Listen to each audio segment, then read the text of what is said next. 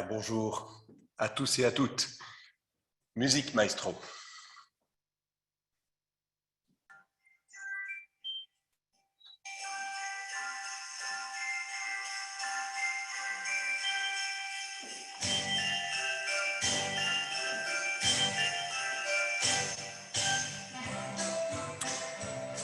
Nous sommes en 1854.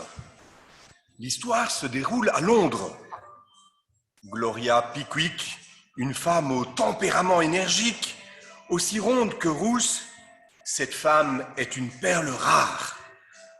Gouvernante, cuisinière, préceptrice des enfants, elle tient la vaste maison de Lord Balmoor d'une poigne affectueuse. Aussi regarde-t-elle d'un œil suspicieux leur nouveau voisin, l'étrange baron Harriman. 1000 rumeurs courent dans le quartier. Mais qui est ce baron? Il refuse toutes les invitations. Ses volets restent clos. Parfois, une diligence menée par 6 chevaux noirs nous conduit des gens chez lui, des gens que l'on ne revoit jamais. Arrive le 24 décembre. Tous les enfants, des fils de l'or aux filles de lingère, se couchent en rêvant au lendemain. Mais au lever, le Père Noël ne vient pas. Aucun cadeau au pied des sapins illuminés. Une vague de tristesse submerge Londres. Une maison, et une seule, fait la fête ce jour-là, avec un tapage insolent, celle des voisins si étranges. C'en est trop pour Gloria, qui prend l'affaire en main. Pour sauver Noël, cette gouvernante de choc qui va être assistée de Harold, un petit garçon qui va se faire aussi accompagner par des renforts insolites, des fées, des lutins, des oies douées de parole et bien d'autres encore. Ils vont tous s'engager avec elle dans l'aventure. Ils vont faire alliance et l'objectif de cette troupe, c'est sauver Noël. Cette année, mes amis, il faut sauver Noël. Voilà, le mot est lâché. Cette étrange mission ne serait-elle qu'un conte pour les enfants? Je crois que non. Cette année, la fiction a rejoint la réalité. N'avez-vous pas entendu comme moi, depuis plus d'un mois, cette phrase reprise en chœur lors des 4 Codéco de l'Avent? Il y a urgence, il faut sauver Noël. Les gestes barrières, les masques, les vaccins, non, rien n'y a fait. Le variant Delta et puis maintenant l'Omicron, tels des intrus, sont venus bouleverser tous les plans, démentir les pronostics et anéantir les certitudes de pouvoir enfin, cette année, fêter Noël dignement. Dignement? Mais de quelle fête de Noël parlons-nous? Celle des cadeaux qu'il faut pouvoir acheter en toute liberté? Celle des marchés artisanaux gastronomiques organisés ici et là sur fond d'esprit de Noël? Celle des spectacles aux 1000 lumières pour nous faire oublier la morosité ambiante? Celle des fêtes de famille qu'il faut pouvoir préparer à tout prix? Même si tout cela peut nous sembler bien agréable, voire légitime, et loin de moi l'idée de plomber l'ambiance, serait-ce là tout ce que nous aurions à retenir dans l'histoire de ce Noël 2021?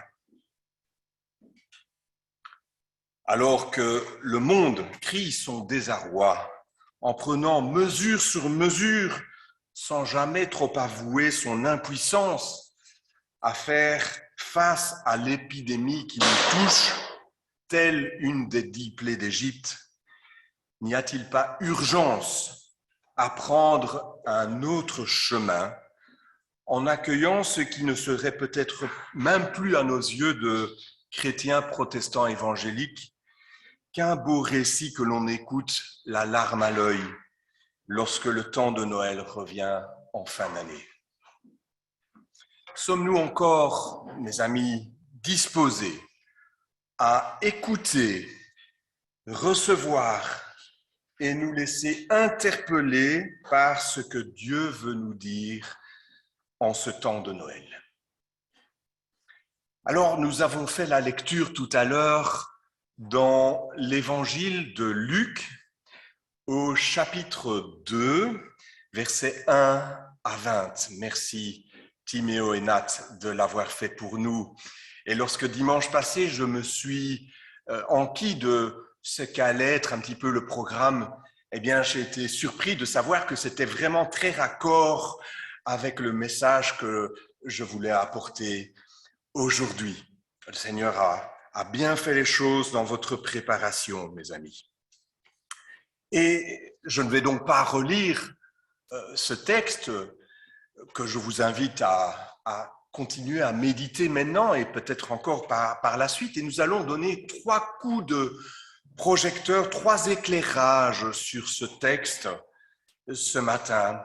Tout d'abord, un éclairage sur Noël, qui est l'histoire d'une naissance pas comme les autres. Ensuite, nous allons nous arrêter sur ce Noël qui est l'histoire d'un sauveur venu parmi nous. Et enfin, nous considérons que Noël, c'est une date qui doit faire poids, qui doit faire sens dans notre propre histoire. Noël, c'est l'histoire d'une naissance pas comme les autres, n'est-ce pas? Il faut, comme l'aurait dit Monsieur de la Palisse, tout d'abord affirmer que c'est la venue au monde de Jésus qui fait Noël, et pas l'inverse. D'ailleurs, comme le rappelle l'étymologie du mot Noël, il est question en fait de nativité. Pour nos amis italiens, ils le savent, ou espagnols. En italien, on dit d'ailleurs Buen Natal, et en espagnol, Feliz Navidad. Plusieurs personnes ont entrepris de composer le récit de ce qui s'est passé en ces temps-là. Ce sont ces mots de préambule de Luc E, oui, Luc E pour distinguer de Luc G ou Luc T, Luc E étant Luc l'évangéliste. Il précise qu'il n'y a pas été témoin direct, mais qu'il a enquêté soigneusement parmi les apôtres et premiers disciples de Jésus avant de mettre par écrit pour qu'ainsi les lecteurs soient assurés de la véracité de ses propos. Noël, c'est l'histoire d'un recensement organisé à la demande de l'empereur romain Auguste sous la conduite, nous l'avons relu tout à l'heure, du gouverneur de l'époque, le gouverneur Quirinus. Mais quelle mouche a piqué César Auguste d'avoir inventé cette demande de recensement? C'est la première fois d'ailleurs qu'une telle chose se faisait. Imaginez un peu la gêne que ça allait provoquer, les embouteillages que l'on allait avoir sur les routes, les problèmes d'hébergement. Mais l'empereur n'en a cure de tout ça. Il fallait se rendre dans la ville d'où venaient ses ancêtres. Noël, c'est l'histoire d'une naissance en chemin. Joseph et Marie, qui résidaient en Galilée, un petit bourg appelé Nazareth, ont dû faire ce voyage, ils ont dû faire ce voyage vers Bethléem, non pas ce lieu de vaccination, mais bien du recensement obligatoire. Alors, ce voyage, c'était loin d'être une excursion scolaire. 150 kilomètres à parcourir à pied, avec une femme en fin de grossesse. Et ce qui devait arriver arriva dans le timing de Dieu. Ah, César ne le savait pas, mais son projet de recensement n'était pas le sien, mais celui de Dieu. Retenons ceci. Les rois et les puissants de ce monde pensent faire l'histoire, mais c'est Dieu qui l'écrit. Noël, c'est l'accomplissement des promesses qui avaient été faites aux prophètes. Ce prophète Ésaïe qui, 700 ans avant la naissance de Jésus, avait annoncé que Dieu interviendrait dans l'histoire de son peuple qui vivait dans les ténèbres et l'angoisse. Nous lisons ça en Ésaïe, fin du chapitre 8. Et puis il continue dans le chapitre 9, et particulièrement verset 5, où il est dit « Car pour nous, un enfant est né, un fils nous est donné. Il exercera l'autorité royale. Il sera appelé merveilleux, conseiller, Dieu fort, Père à jamais, prince de paix. » Cet autre prophète contemporain d'Ésaïe, Michée, précisera lui que la naissance se produira précisément où? À Bethléem.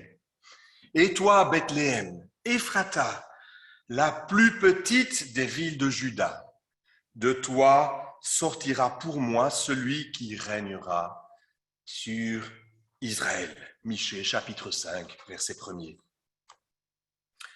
Oui, Noël, c'est l'histoire d'un cadeau d'amour de Dieu. Il ne va pas regarder à la dépense. Sa nature n'est pas de faire dans la balance et le calcul. Non, sa nature, c'est l'amour. Et quand on aime, vous le savez, quand on aime, on ne compte pas. Une seule chose est importante, tout offrir, tout distribuer, tout partager pour faire naître chez les aimés un bonheur plus fort que l'usure du temps. Dieu n'offre ni or, ni paradis, ni billet d'entrée gratuit pour son royaume. Il se donne lui-même à l'humanité, avec son éternité, avec sa divinité, avec sa parole, avec sa vie. Dieu se met tout entier dans son cadeau. Il est le cadeau. L'enfant de l'étable est le cadeau de Dieu, le don total et absolu de son amour. Noël n'est donc pas une date anniversaire, d'ailleurs, on le sait. Jésus n'est vraisemblablement pas né un 25 décembre, ni même un 27. Les bergers étaient dans les champs en train de paître les troupeaux. C'est pas la saison. Non, Noël, c'est une profession de foi. La naissance du Christ nous dit que Dieu s'inscrit pleinement dans l'histoire réelle et quotidienne des humains. Il vient dans un monde rempli de cris de souffrance, ceux d'abord d'une femme qui accouche, Marie. Il naît dans notre histoire, recevant sa première cicatrice, souvenir du cordon ombilical qui a dû être coupé. Noël nous montre un petit être fragile, dépendant, qui repose dans les bras d'un simple homme, Joseph, Marie et Joseph, deux illustres inconnus perdus au milieu de nulle part. Mais c'est ça Noël. Et ce qui fait le cœur même de l'Évangile, c'est son incarnation, une idée qui est propre au seul christianisme. L'humain ne cherche pas à atteindre le divin. Non, c'est le divin qui vient embrasser totalement notre condition d'humain. Dieu se fait mortel, puisque oui, il est né un jour de calendrier, même si on ne sait pas lequel. Noël, c'est l'histoire d'un sauveur venu parmi nous.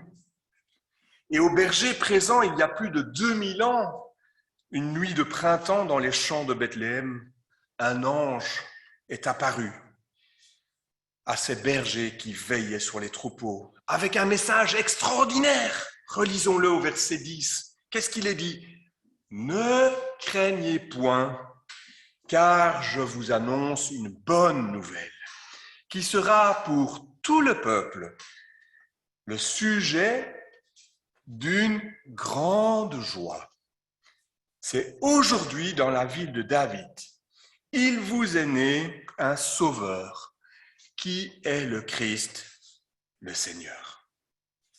Oui, l'annonce de la naissance de Jésus est bonne nouvelle, dans ce sens qu'elle le présente comme le Sauveur. Il vous est né un Sauveur. Oui, certes, les bergers ne l'ont pas compris, probablement cette importance et la portée de l'événement qui se déroulait devant leurs yeux étonnés, devant ce petit bébé qui était emmailloté, couché là dans la crèche. Que représentait pour ces gens la naissance du Sauveur? Certainement, eux qui étaient sous l'emprise et la domination des Romains, cette idée qu'ils allaient enfin être débarrassés de cet oppresseur. Et aujourd'hui, nous le savons, la venue au monde du Fils de Dieu concerne tous les êtres humains et il les englobe dans le plan de salut, non pas de la délivrance d'un pouvoir politique quelconque qui serait pesant, mais comme étant la solution aux problèmes qui taraudent notre monde depuis des millénaires. Cette incapacité pour l'homme, pour l'humanité, d'être en relation avec Dieu.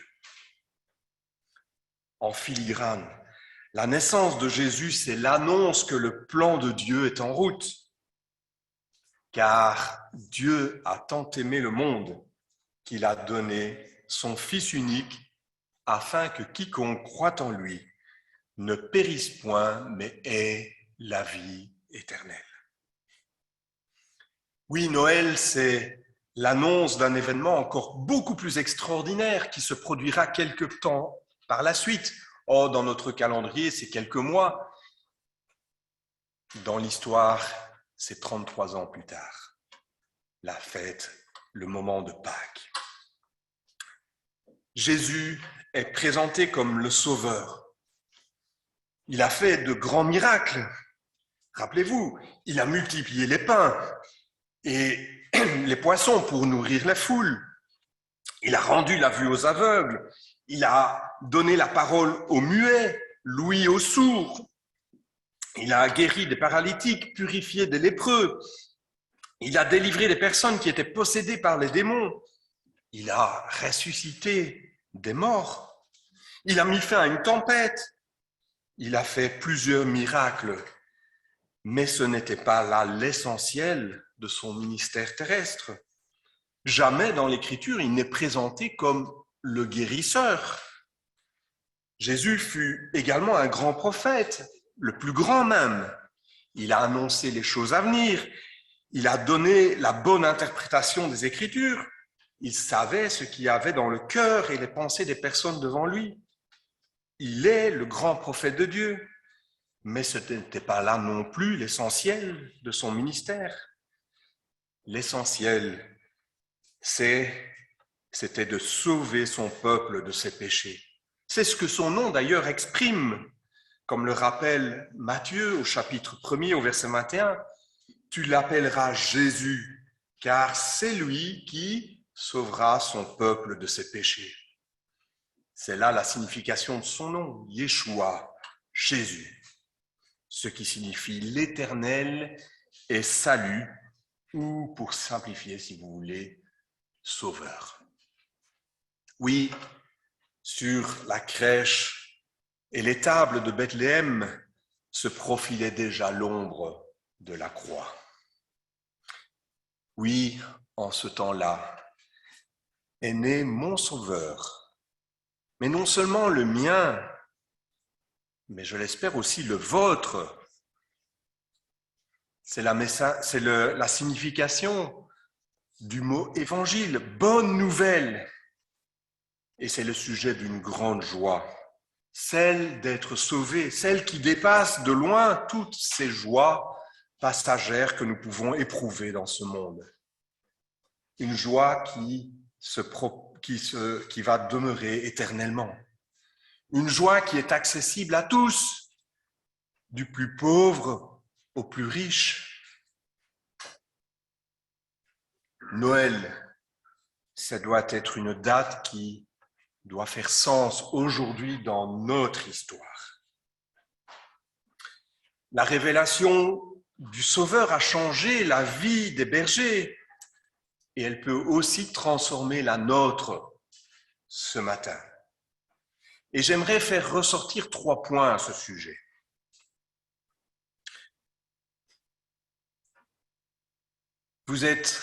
Vous qui êtes là dans la salle, des enfants, des jeunes, d'autres déjà un peu plus avancés dans la vie. Vous êtes peut-être en train de nous suivre sur Zoom en ce moment, ou tout à l'heure vous nous regarderez en différé en prenant un programme que vous trouverez sur YouTube. Qui que vous soyez, ceci s'adresse à chacun de vous. Peut-être que vous n'avez pas encore cette certitude que Jésus est votre sauveur. Et c'est vrai que dans notre monde qui est post-chrétien, les gens ne sont plus vraiment tenaillés par le sentiment de péché, de culpabilité du péché. C'est un mot qui sonne creux, qui ne veut plus rien dire et dont on nie la réalité. Et pourtant, la Bible en parle abondamment. La Bible nous dit que le péché, c'est quoi? Le péché, c'est le fait de notre incapacité d'aimer Dieu de tout notre être, de tout notre cœur, de toute notre force. C'est la réalité qui nous sépare de façon nette, brutale, d'une relation avec Dieu. Mais il n'en reste pas moins que, humains que nous sommes esclaves, bien que nous refusions ce mot péché, nous sommes esclaves de formes grossières ou subtiles du péché. Et en cessant d'aimer Dieu ou notre prochain, on s'aime soi-même. On est esclave de notre ego, de nos désirs, séparé de Dieu, source du bien, de la vérité. On est prisonnier de nos mensonges qui flattent notre orgueil, notre égoïsme, ou qui jouent sur nos peurs. Tout cela prend de plus en plus d'ampleur dans notre société qui a évacué le sens du divin. Mais quand Jésus est né, les anges ont dit qu'ils avaient une bonne nouvelle à annoncer. Tout comme Ésaïe qui l'a dit il y a des siècles, non, les ténèbres ne régneront pas pour toujours sur la terre. Et cette nouvelle qu'il vous est né un sauveur, elle retentit encore aujourd'hui. Aujourd'hui, les anges ont dit aux bergers, aujourd'hui, il vous est né un sauveur. Et cette bonne nouvelle retentit encore aujourd'hui, en 2021. Alors, si aujourd'hui vous entendez sa voix, chers amis, n'endurcissez pas votre cœur. Voici, je me tiens à la porte et je frappe. Si tu entends sa voix, viens à lui, donne-lui toute ta confiance, reconnais que tu as besoin de ce salut qu'il te propose, qu'il peut te libérer de la situation dans laquelle tu te trouves et que peut-être tu considères comme inextricable. Oui, en ce jour de Noël, il y a, au travers de la naissance de Jésus, il y a un espoir pour l'humanité. Il y a un espoir pour chacun, pour chacune d'entre nous. Mais si ce message peut être entendu par celui qui ne connaît pas encore Jésus comme son sauveur personnel, il s'adresse aussi à nous qui sommes chrétiens depuis quelque temps peut-être, ou depuis bien des années. Il y aurait un danger à penser que la question du salut, elle a été réglée pour nous une fois pour toutes, et que nous n'avons plus rien à tirer ni plus rien à entendre de cette parole du Sauveur et du salut.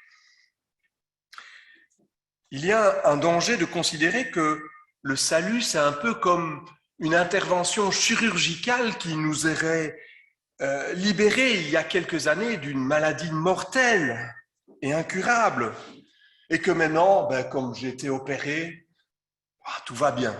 Je peux passer à autre chose, je peux revenir à mes anciennes habitudes.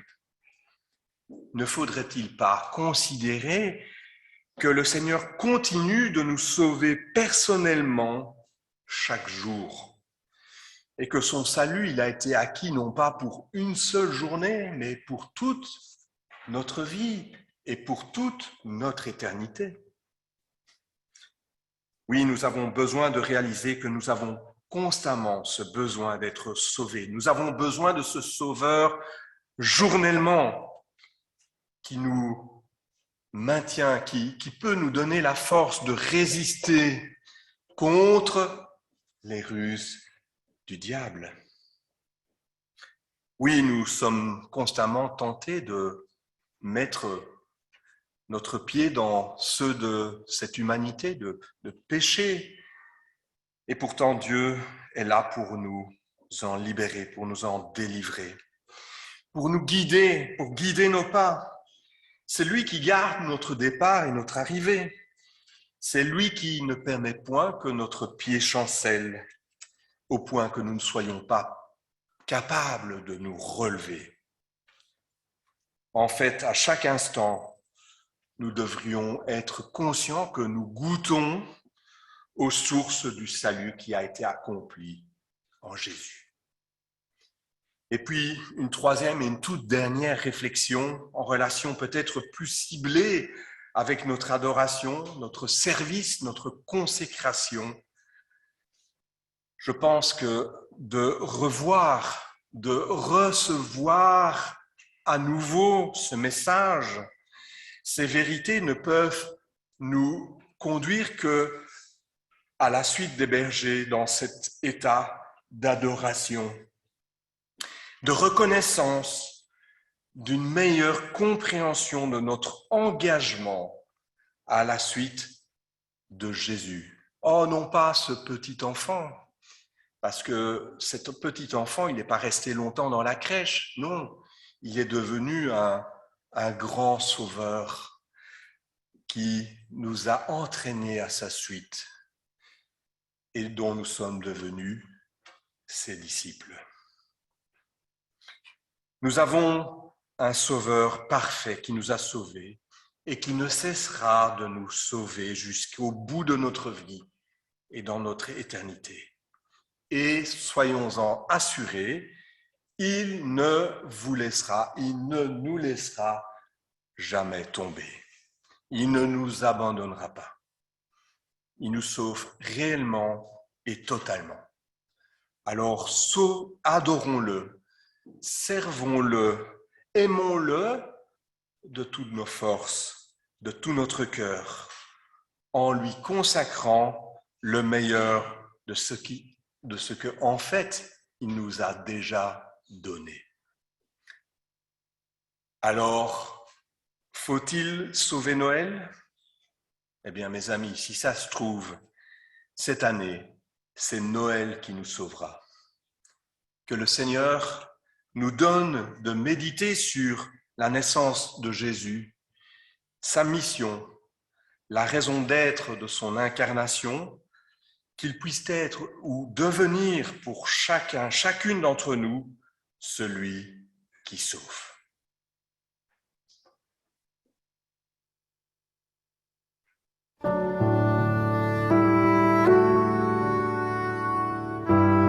Restons dans le recueillement et écoutons le premier Noël chanté par Sébastien Debré. Le premier Noël chanté par les anges du ciel fut pour quelques bergers endormis dans les champs. Ils gardaient leurs moutons blancs auprès d'eux rassemblés par une nuit d'hiver où soufflaient tous les vents. Noël, Noël, Noël, Noël, un sauveur nous est né, chantons Noël. Élevant les yeux au ciel, découvrirent au loin une étoile brillant la nuit comme le jour. Trois grands rois de l'Orient par l'étoile avertis aussitôt firent route jusqu'à Bethléem. Noël, Noël, Noël, Noël, un sauveur nous est né, chantons Noël.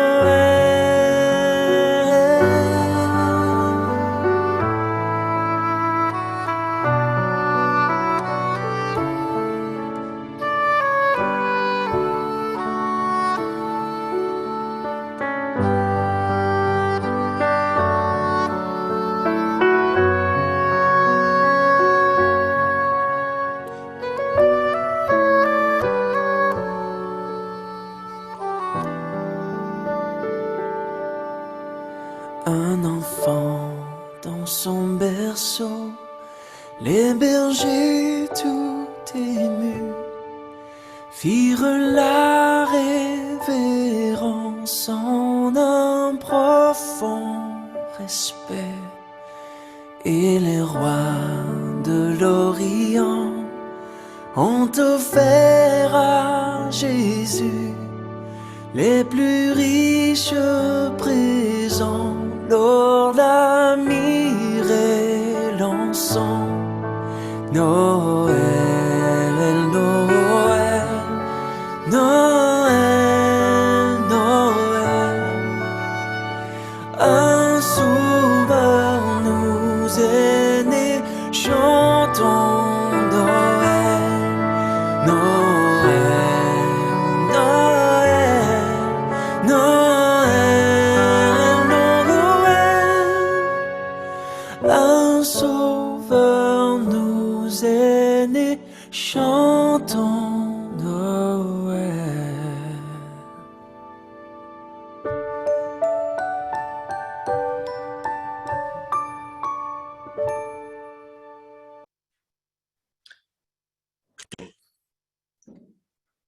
Oui, Seigneur, nous voulons être reconnaissants ce matin. Nous voulons, à la suite des bergers, te rendre gloire.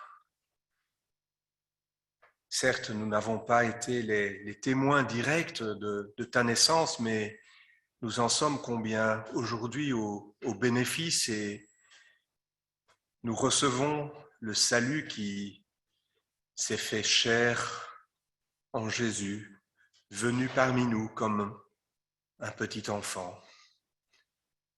Oui, nous t'avons reçu un jour, non pas comme ce petit bébé dans la crèche, mais comme ce grand sauveur qui est mort à la croix du calvaire pour nous libérer, pour payer le prix de ce qui était la condamnation qui était liée à notre abandon, notre incapacité d'être en relation avec toi. Oui, la croix a été pour moi, a été pour nous ce pont qui ouvre à nouveau cette relation, ce salut qui nous accorde aussi cette éternité qui nous est annoncée dans ta présence. Oui Seigneur, merci parce que ce salut, nous le recevons dans le quotidien aujourd'hui de nos existences. Nous le recevons aussi comme le signe de ta présence en nous. Emmanuel, Dieu avec nous. Emmanuel, Dieu en nous, venu faire son habitation dans chacune de nos vies. Oui Seigneur, nous te disons merci et nous te rendons gloire. Amen.